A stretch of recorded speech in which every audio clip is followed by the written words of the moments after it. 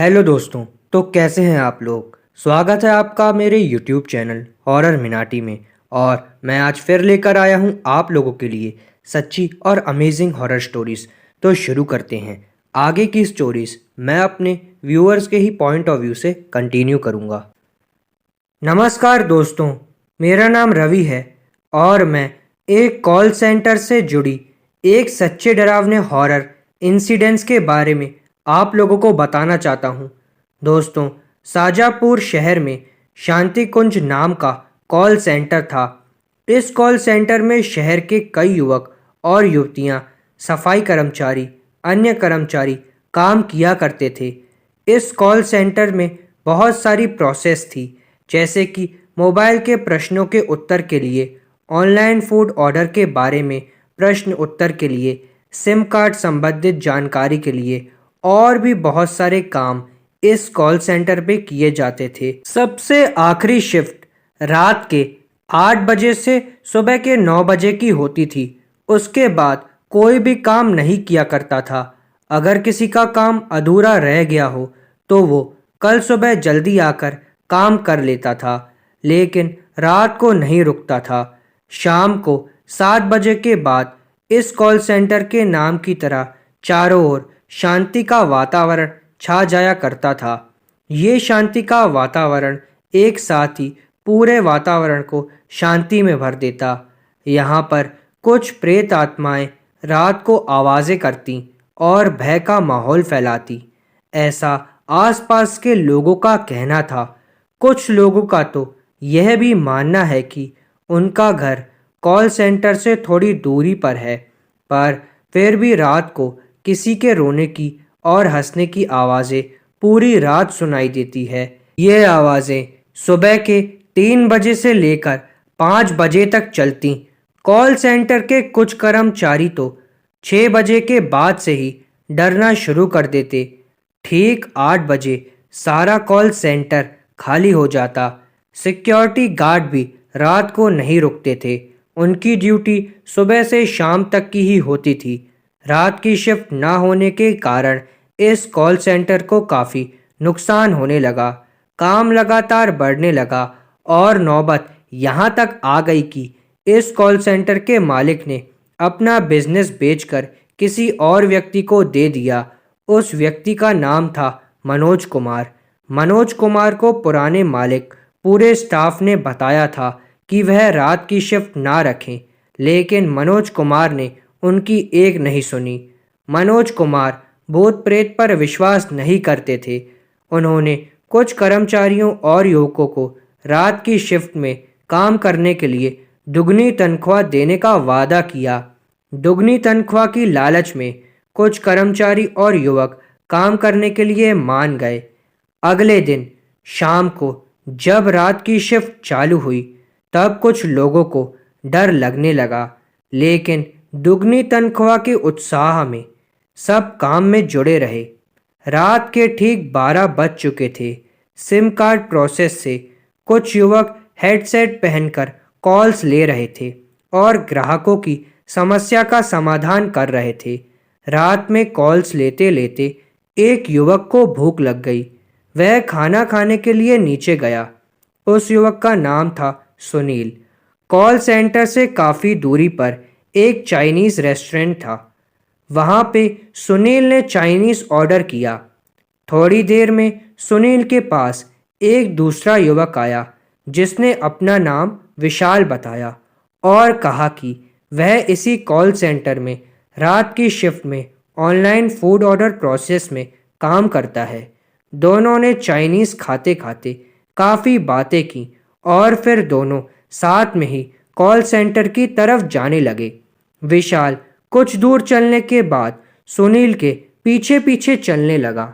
सुनील अपनी बातों में इतना मशगूल था कि उसको पता ही नहीं था कि पीछे कोई है भी कि नहीं। कॉल सेंटर बस अब थोड़ी दूरी पर था और सुनील ने पूछा, विशाल तुम सुन रहे हो ना? सुनील ने पीछे मुड़कर देखा तो विशाल वहां पर नहीं था। ये देखकर सुनील बहुत डर गया और जितना तेजी से हो सका वहां से भागा। बीच में उसको यह एहसास भी हुआ कि पीछे से उसके पैर कोई खींच रहा है, लेकिन उसने अपने आप को छुड़ाते हुए कॉल सेंटर की तरफ भागना जारी रखा। बस वो कॉल सेंटर पहुंचने ही वाला था कि तुरंत उसने अपनी नज़रों के सामने एक भयानक चेहरा देखा और उसको देखकर वो वहीं पर बेहोश हो गया। रात को सभी सिक्योरिटी स्टाफ डर के मारे सो रहे थे, इसलिए किसी ने सुनील को देखा ही नहीं। अगले दिन सुबह कुछ कर्मचारियों ने सुनील को जगाया और बेहोश होने के कारण पूछा। सुनील ने रात की सारी बातें उनको बताईं। मनोज कुमार के अलावा सबको यकीन हुआ, लेकिन मनोज कुमार ने कहा, बेटा ये सब एक भ्रम है। तुम्हारे मन में जरूर कोई बुरा ख्याल आया होगा, इसीलिए तुम्हें ऐसा लग रहा है। रात की ये घटना के बाद सुनील की तबीयत इतनी खराब हो गई कि उसको अस्पताल में भर्ती कराना पड़ा। उसके दूसरे दिन फिर कुछ ऐसा ही डरावना होने वाला था। ऑनलाइन फूड ऑर्डर प्रोसेस के युवक एक दूसरे के साथ मस्ती करते करते कॉल्स ले रहे थे और ग्राहकों के प्रश्नों के उत्तर दे रहे थे। रात के ठीक 2 बजे समीर नाम का एक युवक वॉशरूम जाने के लिए अपनी जगह से खड़ा हुआ और वॉशरूम की ओर आगे बढ़ा। समीर जैसे ही वॉशरूम में गया, अचानक वहां की बत्ती बुझ गई। अगले कुछ पलों तक बत्ती चालू बंद होने लगी। ये देख समीर बहुत घबरा गया। समीर ने वॉशरूम का दरवाज़ा खोलने की कोशिश की, लेकिन वो उसमें कामयाब नहीं हुआ। उसने बहुत कोशिश की, लेकिन दरवाज़ा नहीं खुला। लगातार बत्ती चालू बंद हो रही थी। ये सब देखकर समीर के तो होश उड़ गए। अचानक एक आवाज़ हुई और बत्ती बुझ गई। समीर ने ऊपर देखा तो उसकी नज़रों के सामने एक सफ़ेद साड़ी पहनी एक चुड़ैल उल्टी लटकती हुई दिखाई दी। चुड़ैल के हाथों से खून की बूंदें टपक रही थी और उसके भयानक दांत दिख रहे थे। उसकी आंखें सफ़ेद रंग की थीं। चुड़ैल को देखकर समीर की आवाज़ भी रुक गई। समीर ने चुड़ैल से विनती भी की, प्लीज़ मुझे जाने दो, मुझे मत मारो। चुड़ैल ने खौफनाक आवाज़ में कहा, मैं किसी को नहीं छोड़ूंगी, किसी को भी नहीं। तुम सब मरोगे, तुम सबकी मृत्यु मेरे हाथों से लिखी है। एक एक करके मैं सबको मार दूंगी। यहाँ कोई नहीं बचेगा। हमें इंसाफ नहीं मिला, इसीलिए हम इस कॉल सेंटर को नर्क बना देंगे। ये कहकर उसने समीर का गला पकड़ा और बाहर आ गई। कॉल सेंटर की तीसरी मंजिल से उसने समीर को नीचे ज़मीन पर फेंक दिया। ज़मीन पर गिरते ही समीर की मौत हो गई। सुबह जब सबने देखा कि समीर की लाश पड़ी है, तब उन्होंने जांच पड़ताल के लिए पुलिस को बुलाया और आखिर में यह निर्णय आया कि समीर ने खुदकुशी करके अपनी जान दे दी। लेकिन कुछ व्यक्तियों को समझ में आ गया कि यह खुदकुशी नहीं थी, ये कोई बुरी शक्ति का शिकार हुआ था। कॉल सेंटर में लगातार काम बढ़ने ही लगा। काम को कम करने के लिए उन्होंने युवतियों के लिए एक अलग शिफ्ट रख दी, जो दोपहर के 12 बजे से रात के 9 बजे तक की थी, जिसमें युवतियों को रात के 9 बजे तक काम करना था। ज़्यादा से ज़्यादा युवतियां काम करें, इसलिए मनोज कुमार ने एक्स्ट्रा 3,000 रुपये देने का वादा किया। काफ़ी युवतियां इसके लिए तैयार भी हुईं। उसके अगले दिन रोज की तरह काम बहुत अच्छे से चला। फिर धीरे धीरे रात हुई। रात के ठीक 9 बजे थे। सिम कार्ड संबंधित प्रोसेस में एक युवती अपनी आखिरी कॉल ले रही थी। उसने देखा कि बाकी सारी लड़कियां काम खत्म करके जा चुकी थी और यहाँ तक कि उस वक्त प्रोसेस में कोई टीम लीडर भी मौजूद नहीं था। वो किसी मीटिंग में थे। वह युवती एक ग्राहक के नेटवर्क संबंधित समस्या का समाधान कर रही थी। वह युवती ने ग्राहक को बहुत समझाया, लेकिन ग्राहक उसकी बात को समझने के लिए तैयार ही नहीं था और वह कॉल भी नहीं काट रहा था। उस व्यक्ति का नाम संजना था। ग्राहक बार बार यही बोल रहा था, संजना जी, जब तक मेरा नेटवर्क का प्रॉब्लम ठीक नहीं होता मैं कॉल नहीं काटूंगा और आपको भी काटने नहीं दूंगा, चाहे पूरी रात क्यों न बीत जाए। संजना ने कुछ देर तक ग्राहक को बहुत समझाया। फिर अचानक उसने देखा कि उसका पूरा सिस्टम बंद हो गया। पूरे प्रोसेस की बत्ती बुझ गई और चारों तरफ बस अंधेरा ही अंधेरा छाया। ये देख संजना बहुत डर गई और उसके हाथ पैर कांपने लगे। उसकी सांस फूल गई और धड़कनें तेज हो गईं। उसने देखा कि बत्ती हर थोड़ी देर में चालू बंद होने लगी और कुछ समय के बाद पूरी तरीके से बंद हो गई और फिर से चारों ओर अंधेरा छा गया। डरावनी आवाजें आने लगी। अचानक उसको एक कुर्सी हिलती हुई नजर आई और एक हेडसेट हवा में तैरते हुए नजर आया। वो हेडसेट थोड़ी देर इधर उधर जाके संजना के कानों के पास फिट हो गया। संजना ने बहुत कोशिश की कि उस हेडसेट को निकाल ले, लेकिन वो उसके कानों से नहीं निकल रहा था। उस हेडसेट से एक ही आवाज आए जा रही थी, मैं तुझे नहीं छोड़ूंगा, मैं तुझे नहीं छोड़ूंगा। ये बार बार रिपीटेड आवाज संजना के कानों में पड़ रही थी। हमें इंसाफ नहीं मिला, इसलिए हम इसको नरक बना देंगे। ये बोलकर वो भूत उसको घसीट कर ले जाता है और हेडसेट के वायर से उसके गले को दबाकर उसको मारने की कोशिश करता है।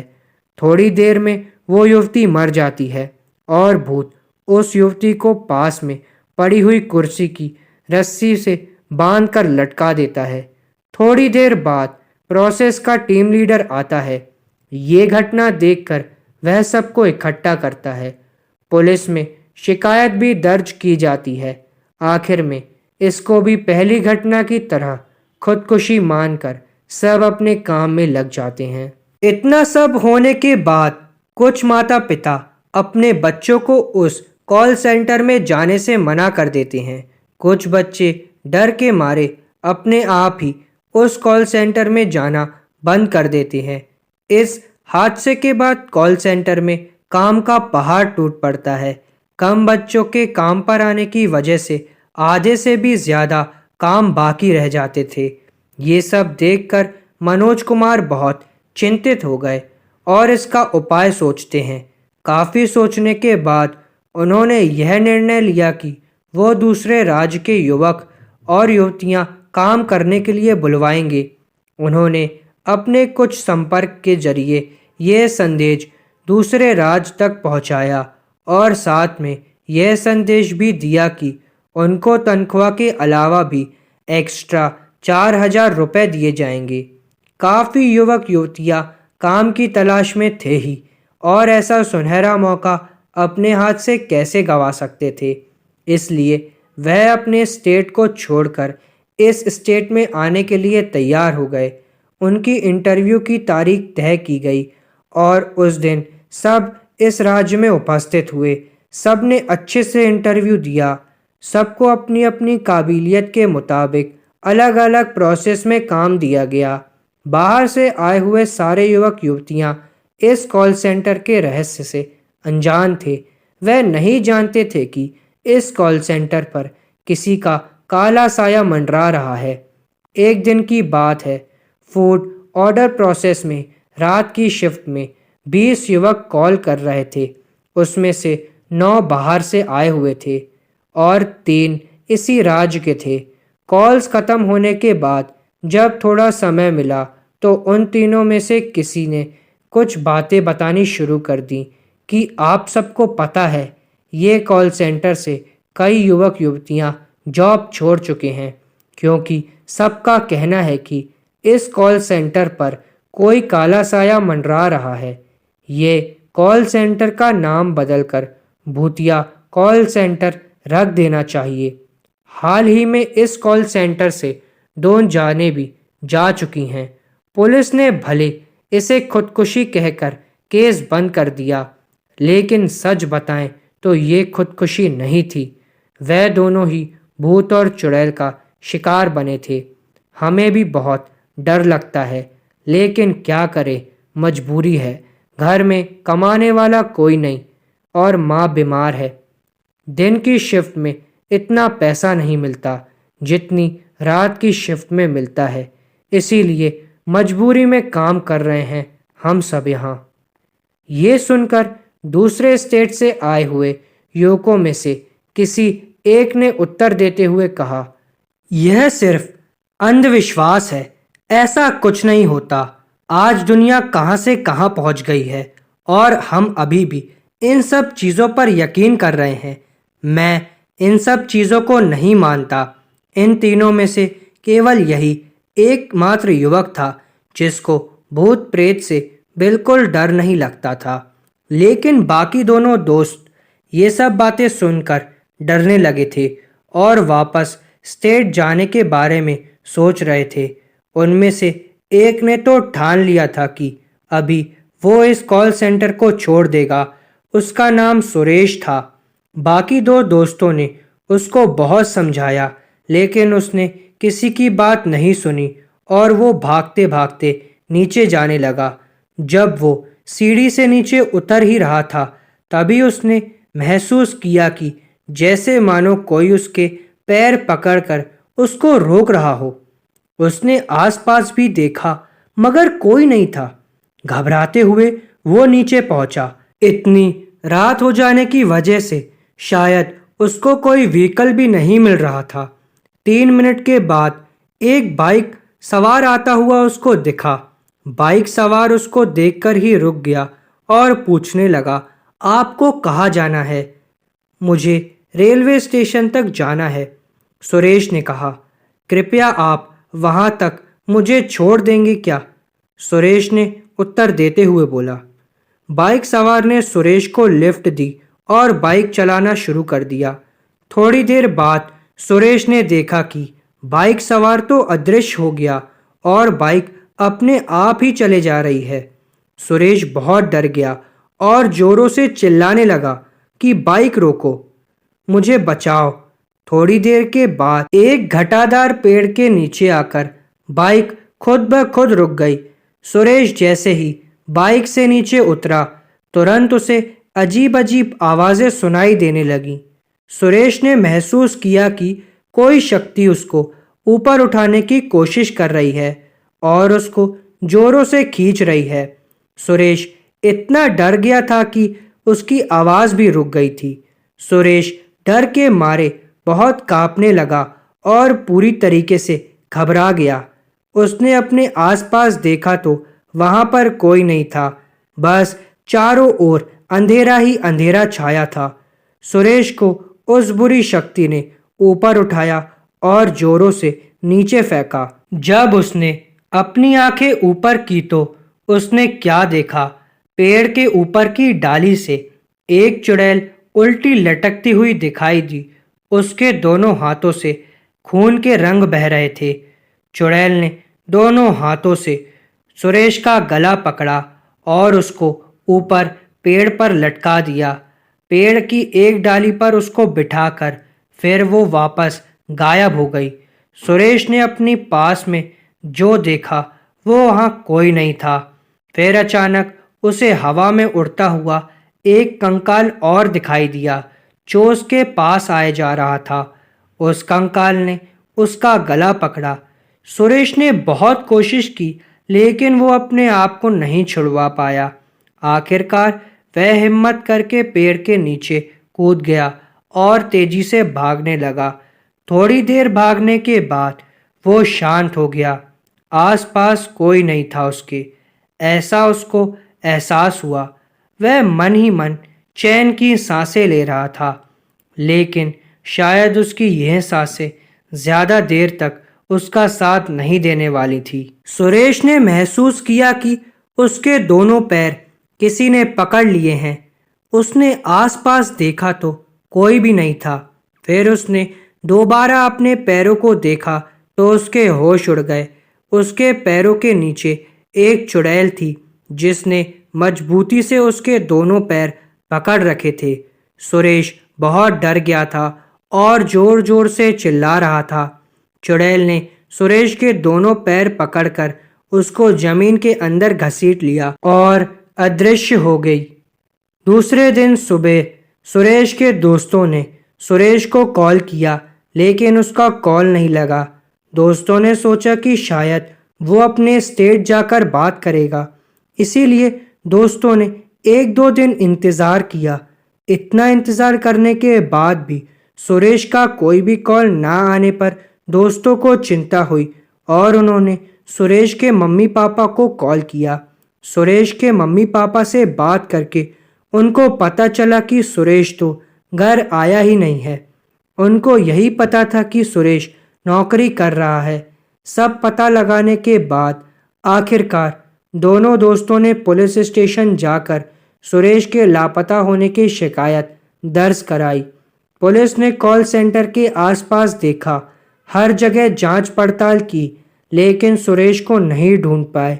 सुरेश के दोस्तों को शक हुआ कि ज़रूर कुछ हुआ होगा, इसीलिए वो दोनों एक बाबा के पास गए और इसका समाधान पूछा। बाबा ने बरसों पुरानी एक कहानी उनको सुनाई।